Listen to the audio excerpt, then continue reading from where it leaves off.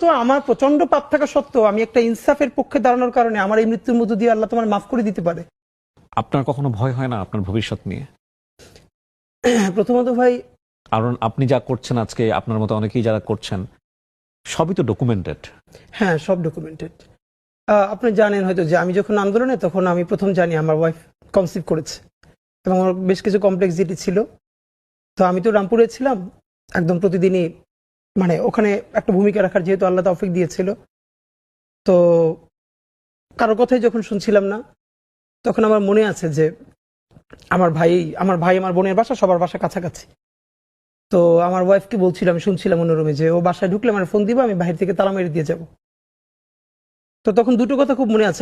আমার ওয়াইফ একবারও নিষেধ করে নাই, কারণ জানছিল যে এই কাজটাই আমি জন্মের পর থেকে করতে চেয়েছিলাম, ইনসাফের লড়াইটা। তো আমাকে এখন থামালো আসলে পারবে না, এটাও জানতো, আমার পরিবারও জানতো, কিন্তু তাদের তো আসলে ভাই, বিশেষ করে আমার যখন এখন দুনিয়া একটা বাচ্চা আসবে, তখন আমার ভাই একবার আমাকে বলছিল যে এই বাচ্চাটার কথা তো চিন্তা করা দরকার তোর। তখন আমি দুটো কথা বলছিলাম, একটা হচ্ছে যে এখন পর্যন্ত যেই বাবারা রাস্তায় শহীদ হয়েছে তাদেরও তো বাচ্চা আছে, এমন তো না ওরা দুনিয়া এমনি এমনি আসছে। তাদেরকে যেরকম আল্লাহ দেখবে, ওরও আল্লাহই দেখবে।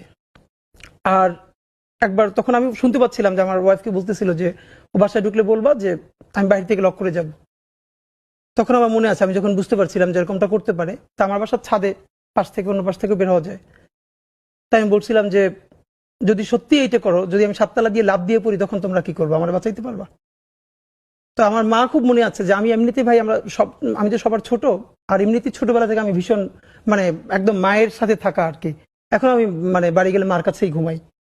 তো মা তো কান্নাকাটি করছিলই। তখন মা একটা কথা বলছিল যে এমনি মরে যায় কিন্তু ওইরকম মানে হতাহত অবস্থা। তখন আমি বলতেছিলাম, মা, কেউ যদি রুমে এসির মধ্যে মারা যায় আর কাউরি একদম গুলি করে মেরে ফেললো, মানে কবরেই তো যাবে। আর ব্যাপারটা তো এমন না যে যে এসির মধ্যে মারা গেল তার মৃত্যু কষ্ট কম, বরং জীবনে তো পাপ আমাদের সবারই আছে।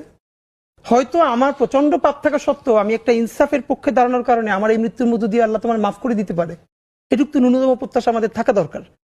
তো আমার মনে আছে যে হ্যাঁ, আর আমি যে কারণে ওই সময় এভাবে করতে পেরেছিলাম, সেটা হলো ওই যেই রক্তের মধ্য দিয়ে, আমি এটা অনেকবার বলেছি যে আমার পাশে কিভাবে একটা ছেলে শহীদ হচ্ছিল, আমি মিছিল দিচ্ছিলাম, আমরা এরকম করে করে, তো আমার পাশে একটা ছেলে ছিল, আমার চেয়েও বয়স কম, ওর পরনে একটা মাস্ক ছিল, হাতে লাঠি ছিল, এটা আমি অনেক শোতে বলেছি। তো হঠাৎ করে দেখি ও আমার মনে হয় একটু দূরে ছিল, লুটিয়ে পড়েছে। ওর পুরো মুখে মাস্কটা, হাতটা দুভাবে এবার ছড়ানো,